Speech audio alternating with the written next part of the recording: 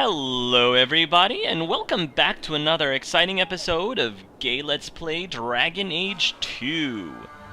In our last episode, Clive and company ended up helping out Sir Thrask, one of the Templars that we're actually pretty cool with, take care of some issues with some mages who, well, one of whom at least ended up being a blood mage who was abusing his power, according to Clive. He was abusing his power, and so we had to take care of him. Clive ended up having to make probably not a particularly popular decision, but he made a decision, and we're just gonna have to see what the consequences are for Clive's decision. He's gonna have to live with whatever consequences, they cause, basically. So, having said that, there's something that I wanted to discuss. I mean, any excuse for me to keep Cullen and Karen up on the screen, for a little bit longer is a good reason to me. What I wanted to talk about, guys, is that there's been a couple people who have mentioned, and everybody obviously is very entitled to their opinions. There's been a couple people who have mentioned that while they really liked Angelus in Dragon Age Origins, they may not be as big of a fan of Clive's. And my response to that is, believe it or not, I'm actually the same way. If I had to pick between Angelus and Clive, I do favor Angelus more than Clive. I do. But I think that in general, I tend to favor my Wardens over my Hawks historically. I think part of that is because, when I started playing Dragon Age Origins, I tended to play my Wardens very similar to myself in real life, and, I like myself, good enough. I like myself enough that I end up making my Hawks different from my Wardens, and therefore different from me. So I guess I end up feeling personally more attached to my Warden than my Hawks because of that. And yes, Clive is judgmental. He can be judgmental. He can also be very arrogant. Arrogant in a arrogant in a I know what's best for you kind of way, like the older brother, I know what's best for you, therefore you should listen to me kind of way. And I did that on purpose. I made Clive flawed. He's a flawed character on purpose for a number of reasons. Number one, I wanted there to be enough room for Clive's personality to evolve and grow over time. I think it'll be really interesting to see, where he's at personality-wise in the beginning, and where he will be at the end of this game, based on the experiences that he finds himself in, and the choices and situations that he's thrown in throughout the course of the story. So, and Angelus was flawed as well. He was not the most trusting of humans at the beginning, him being an elf. He wasn't really all that trusting with humans. But then, as time went on, he started to change. He started to evolve. His opinion of humans developed, and the pivotal moment, I think, was, if for those of you who watched my LP, was when he met Zathrian and the elves and the werewolves. Like, that was what really opened his eyes to discrimination. And, those are the kind of things that I'm very excited to see with Clive as he goes through this journey. From the arrogant and judgmental person that he is, I want to see where that'll take him. And the second reason why I did that purposely, is because unlike Angelus, I said before that I wanted to make a very um, decent distinction between Angelus and Clive. I wanted to make them different. And unlike Angelus, I did not want Clive to necessarily go the friendship route with all of the companions, because I personally think that would be boring if I tried to be friends, quote unquote, with everyone. And I say friends, loosely, because in the rivalry friendship system, just because you're a rivalry with someone doesn't necessarily mean that you're not friends with them.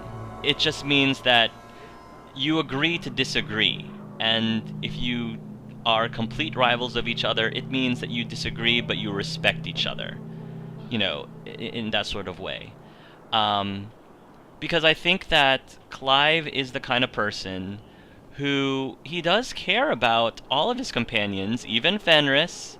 I mean, if he wasn't giving him a hard time, I mean, if he didn't care about him so much, he wouldn't be giving him such a hard time all the time. But I'm sorry, Clive is the kind of person who, um, he has his own moral compass. He has his own set of morals and values. He has his own personal belief system of what is good and what is right and what is wrong. And he'll he won't hide his opinion when he feels that it's necessary. Like, if he thinks that one of his companions is behaving in such a way or has a specific belief that he thinks is self-destructive, he's going to say something. He's not going to be the kind of friend who thinks, oh, well, they can do whatever they want. They're adults. If they want to destroy or mess up their lives, that's their business. He's not like that. That's not the kind of person that Clive is. He's going to speak his piece and hope that his friends will at least take in consideration what his opinion is, because I think he thinks very highly of his opinion. Let's be honest here. Um, to him, it's tough love. He's the kind of friend who doesn't necessarily tell you what you want to hear, but he tells you what he believes you need to hear. And I think many of us needs friends like that every once in a while. We need a friend like that. So Clive's intentions, while some people might find it a little aggravating or annoying, his intentions are good, and he only does it because he cares, and he only does it because he doesn't want to see his friends get hurt or, be self-destructive to themselves, which is pretty ironic when you think about it, since Clive himself is a blood mage, and many people can argue that can be pretty self-destructive behavior. But anyway, sorry about that lengthy analysis, but I thought that from an RP standpoint, it was important for me to make that very clear as to why Clive, I think it's important for us to understand what makes Clive tick, because we kind of already know through the game how each of the individual companions tick and what they believe. But with Clive, he's a very complex character, and I just wanted to make sure that I wanted to make sure that we were all... Welcome back to Souls, my friend. Oh yeah, I still have to find stuff for you. I just wanted to make sure that we all were on the same page with who Clive is and why he does the things that he does and why he behaves the way that he does. So, what do I want to do? I think first... Oh, wait, there's mail. There's a letter. I want to go see what the letter's all about. What am I, your servant? There's a letter for you on the desk. It's good to see you too, Uncle Gamlen. A letter for Carver. Should I be reading this? I mean, well, Clive can definitely be a pretty overprotective brother, so spying on Carver, yes, we're going to read it. Yes, we will. Dear Carver, thank you for your letter. It's so nice to hear that you're still alive. I'm sorry about Bethany. How is your brother taking it? I hope he's all right. Please give him a hug for me. And a kiss. Oh, well, I mean, you know, if you really want Carver to give Clive a kiss, I am totally for that. I am completely okay with that if you want Carver to give Clive a kiss. Clive might not be all that keen about it, but me the player, I've got no issue with it. I've got no issue with it at all. Oh my gosh. Focus, Angel Arts, focus. Did he find a girl in Kirkwall? Please say he didn't. I think that would break my heart.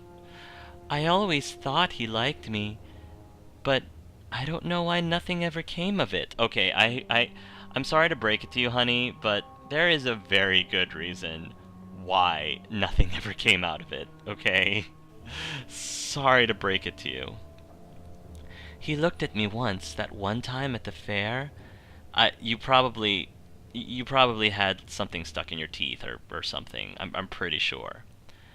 And I thought I was going to die from happiness. I don't know why you never brought us together. You're a bad friend, Carver. Oh boy. Ugh, who is this person? You're coming back to Ferelden, aren't you? I miss all of you. I think I filled out just a little more since you left. Oh my gosh, this is the part where Clive is just rolling his eyes, shaking his head, going, what the heck? I think your brother would appreciate it. No, again, sorry, whoever you are, but Clive might appreciate your outfit, but beyond that, I don't think that there really is any more that he would actually be appreciative of. I look so much better in dresses now, and even more amazing out of them. Oh gosh, really? Did you? Why are you telling Carver all of this? What?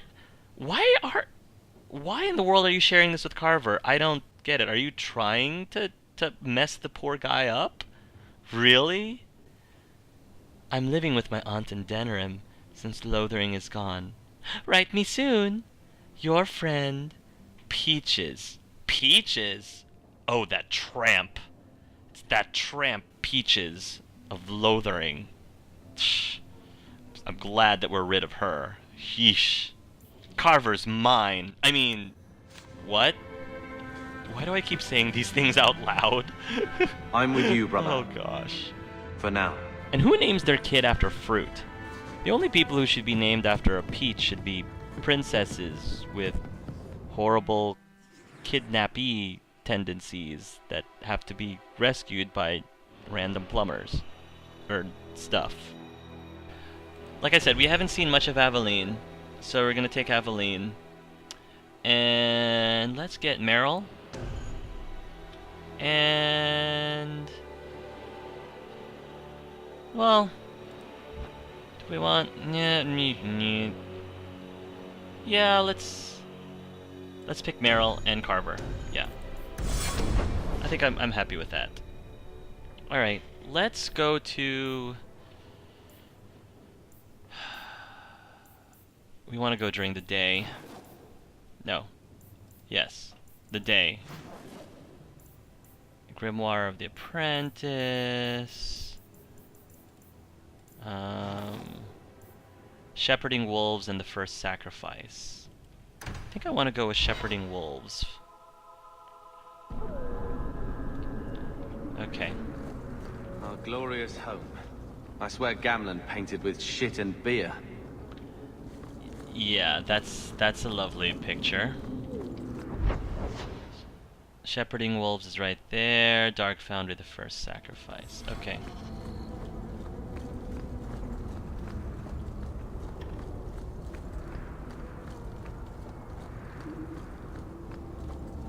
Let's see what we got here. Here, miss. Word is you're looking for help. And paying well. I need someone native to the dark places beneath Lowtown. If you claim as much, yes, I will pay. I am. let's just step into this alley and me and my fellows can have a look at the money on offer. Wait a minute. Can she expect to survive Lowtown inviting that kind of attention? Can you save someone so intent on being foolish? Oh boy.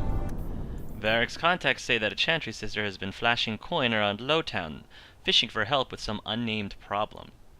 Details are light, but it may have something to do with Qunari. He recommends checking for her in Lowtown. Don't like interruptions. Oh, looks like she's in distress. Oh, bandits, bandits, what am I gonna do with you? Sick 'em, boy. Meryl, let's try out your new Tempest. Nice. Good job, Meryl. Well, thank you for your timely intervention. I am out of my element. It's alright. Surely you didn't realize that just now. I had to come here to get the type of person I need. Someone of bloody skill, but also integrity. Perhaps the kind who might leap to someone's defense. I have a charge who needs passage from the city. If you are willing and capable, meet me at my safe house nearby. She said bloody skill. I thought that was pretty ironic considering how Clive is a blood mage. You know, just had to point that out. Okay, that was a stretch, Angel Art, sorry. Bloody skill. Whatever. You were saying, miss? I just saved you in an alley and suddenly we're in business. You're in Lowtown. What grand scheme could I be interrupting? Varnell? A bloody Templar. Just what we need. I hope you will come. This matter only grows more urgent with time. Shepherding wolves. Alright. Then let's... I mean, while we're here, we might as well do the Dark Foundry thing.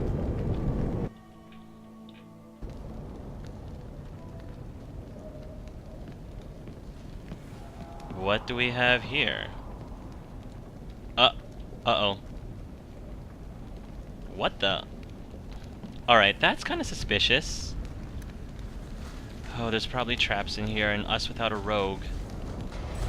Oh, demons! Charming.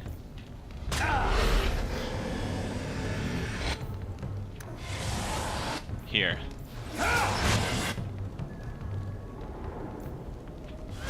I'll take that. Oh gosh. There's a lot of them. Here.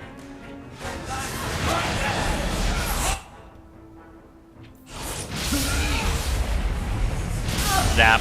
Alright. We need to focus on the Desire Demons if we can, please. Out of my face. Steve, I need you. Alright. Let the debuffs fly. Why don't you have your rock armor, Meryl? There we go.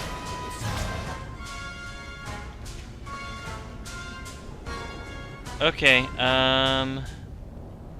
yeah.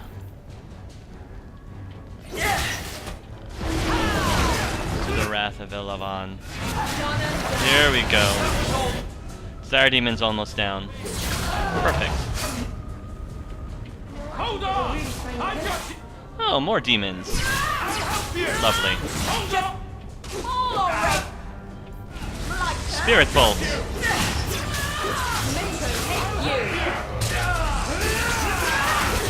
Oh. Get out of my face.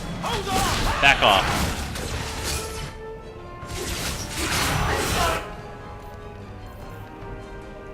Whoop. Sorry.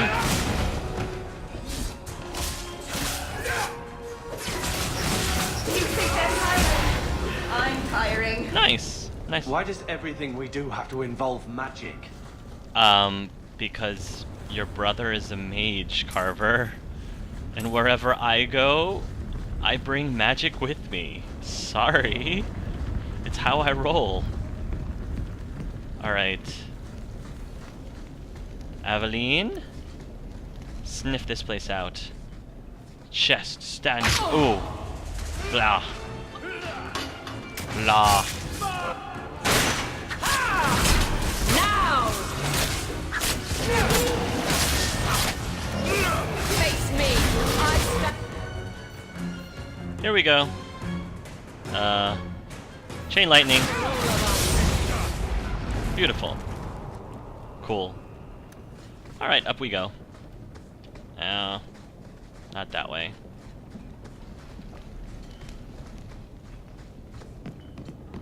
A sack. Oh, and more shades. Get back! Let's finish this!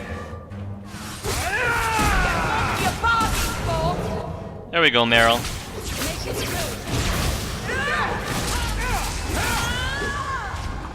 Beautiful. Go, Meryl, go, Meryl, go. Everyone see that? Down! Nice.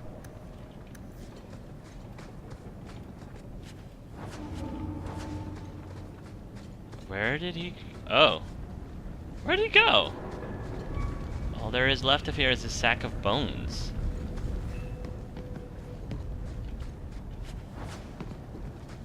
Huh. What do we have here? A rune of fire, opal fragment, and Ninette's ring. Ninette's that woman that we were looking for, that wife that we were trying to find. You can survive without a hand. This doesn't mean anyone's dead. A severed hand, a ring, and a pile of bones. Uh-oh. Emmerich will want to see this. And I should bring the ring to Ghislaine. It might belong to Ninette. Oh gosh, that's awful. Find Emmerich in the gallows and show him the human remains. Also visit Ghislaine in Hightown to see if he recognizes the ring. If that's Ninette's ring, then... Oh, Maker, I fear the worst. If that's Ninette's ring on a severed hand, yeah, that's not good. Ugh. Who was that guy? We didn't quite catch him. Maybe because we were too busy looking for loots. Yeah, that was my fault.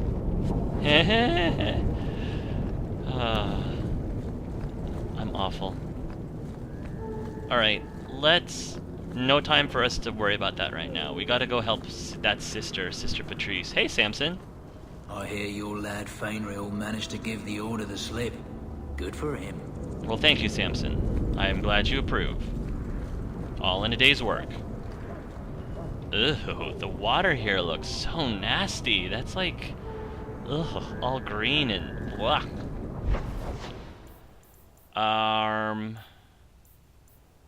Oh, wait.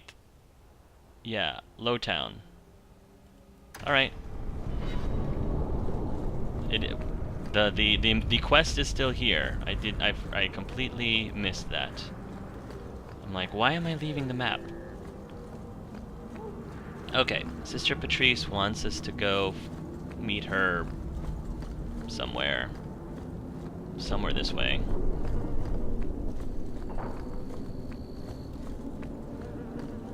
Okay.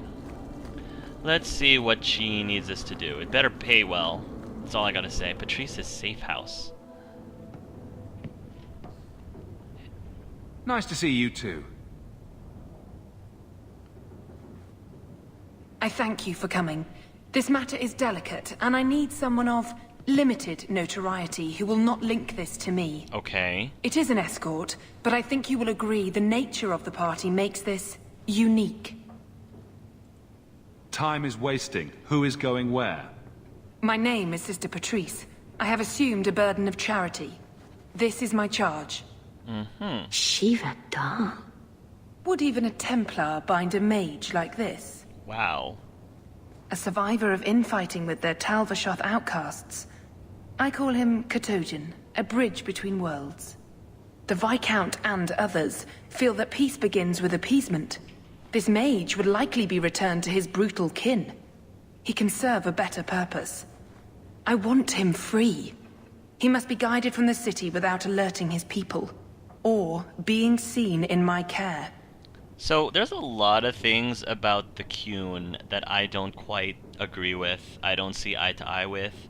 This by far, I think, is the one that I am most against. Like, the way that they treat their Cerebos, their mages. Cerebos are the Qunari mages, and they literally keep them in those, like, keep them enslaved in those collars, and they're not allowed to see. Like, it's really horrible to see the Qunari in this state, and virtually every single Cerebos accepts it, like, you know, as that's just the way things are, and okay, fine, that's the way things are with the Qun, but I don't have to agree with it. I'm like, and I think Clive is thinking the same way. I think Clive is not really sure what to make of this. This is kind of, wow. You don't just stumble on someone like this. For all their blasphemous certainty, the Qunari do have deserters. Those who seek freedom are hunted mercilessly. Talvashoth, they seem to accept the role. Even their rebels conform.